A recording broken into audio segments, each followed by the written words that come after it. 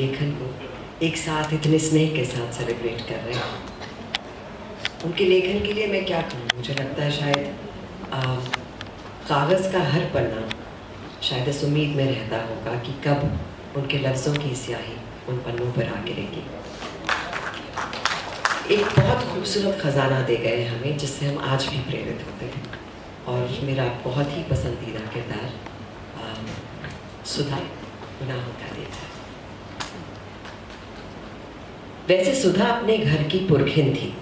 किस मौसम में कौन सी तरकारी पापा को माफिक पड़ती है, बाजार में चीज़ों का क्या भाव है, नौकर चोरी तो नहीं करता, पापा कितने सोसाइटियों के मेंबर हैं, चंदर के इकोनॉमिक्स में कोर्स में क्या है, ये सभी उसे मालूम था।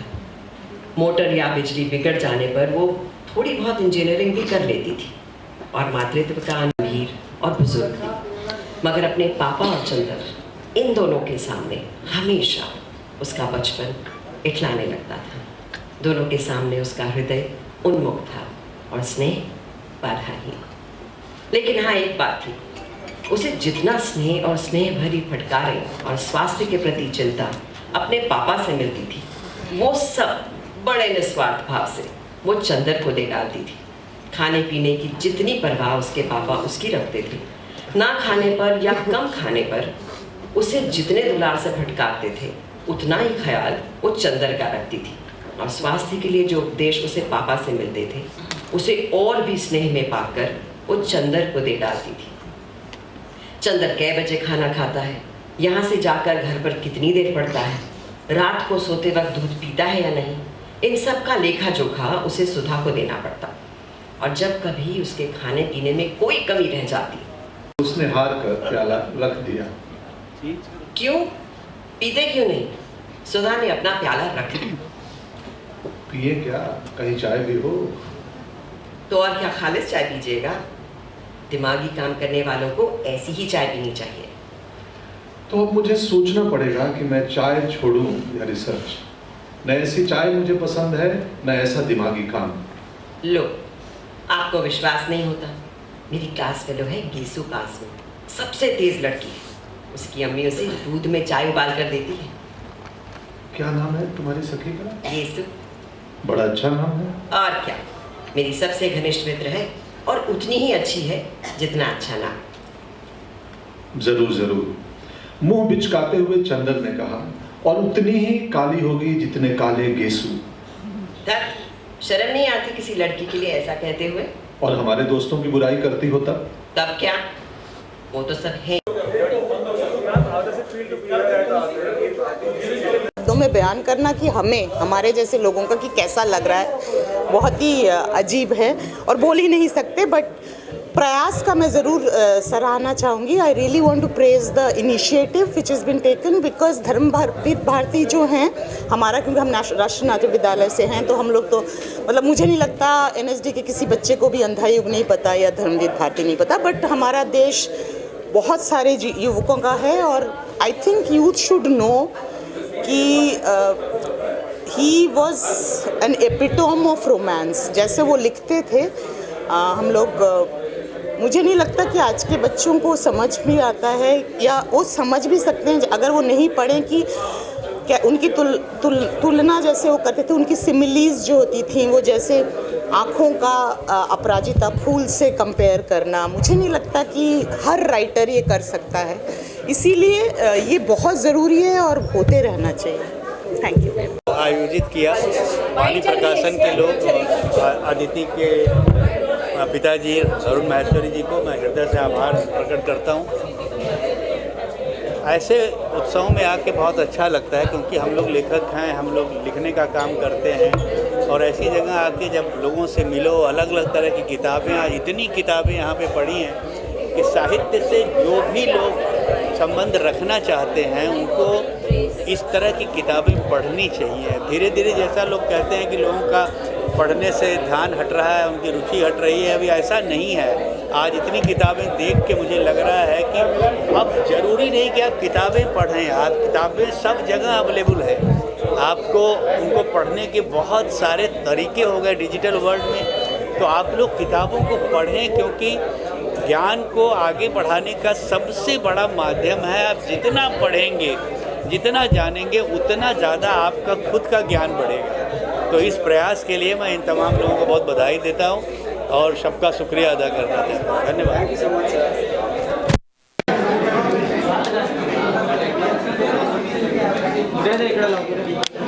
कैसा लग रहा है आपको? बहुत ही अच्छा लग रहा है, बहुत ही संतोष मिल रहा है कि भारती जैसे लेखक के फिर से गलत बहुत ही अच्छा लग रहा है, बहुत ही संतोष मिल रहा है कि डॉक्टर धर्मवीर भारती जैसे लेखक का शताब्दी वर्ष मनाया जा रहा है। उनकी शताब्दी वैसे तो 25 दिसंबर को पड़ती है।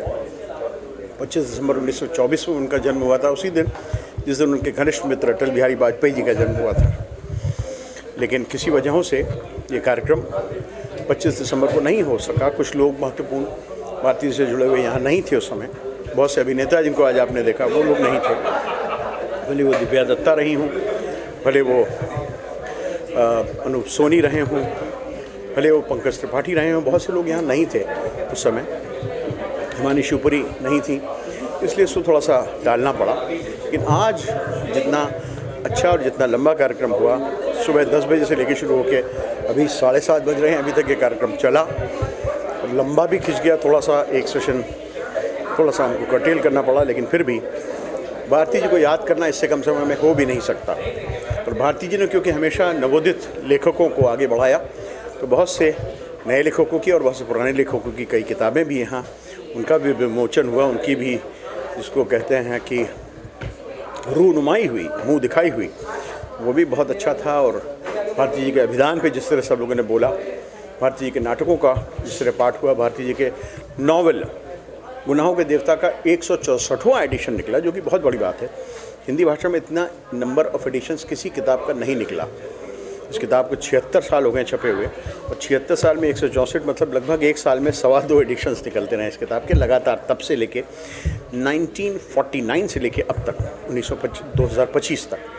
ऐसा लंबी जान किस किताब में होती है दोस्तों। वैसे ही उनका नाटक अंधा युग, क्योंकि अभी भी भारत के गांव खेड़े में भी खेला जाता है, अलग अलग भाषाओं में खेला जाता है। उनको इस तरह से याद करने का, उनको इस तरह से प्रणाम करने का जो अवसर बम्बई को मिला है, और बम्बई बहुत ज़रूरी है इसलिए भी कि भारती जी के जीवन का बहुत बड़ा हिस्सा सन 60 से लेके 97 तक, जब तक कि उनकी मृत्यु नहीं हुई, वो बम्बई में बीता है। तो ये लगभग 37 साल जीवन के उनके यहाँ गुजरे हैं। तो यहाँ इसको मनाया जाना चाहिए था। धर्मयुग यहीं से निकलती थी, जिसके ज़रिए उन्होंने हज़ारों नए लेखकों को, हज़ारों नए चित्रकारों को, फोटोग्राफर्स को स्थान दिया।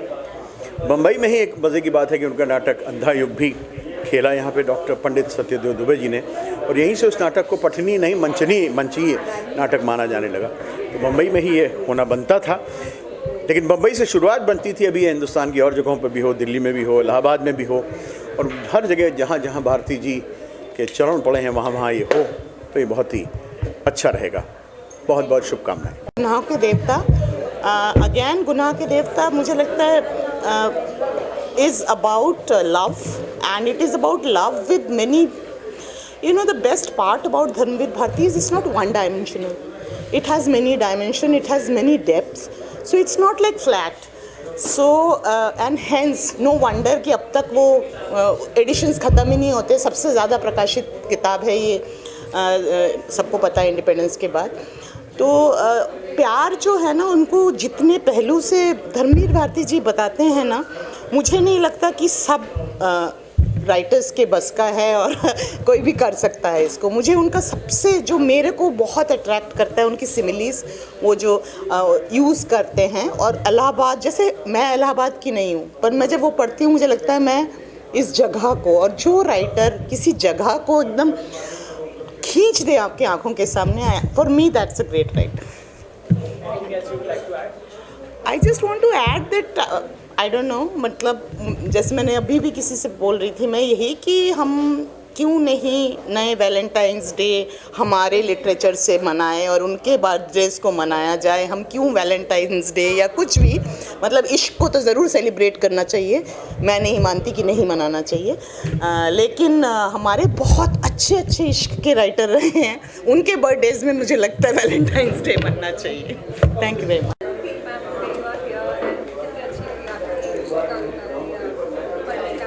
बहुत अच्छा लग रहा है क्योंकि धर्मवीर भारती हमारे हिंदुस्तान के प्रमुख राइटर हैं और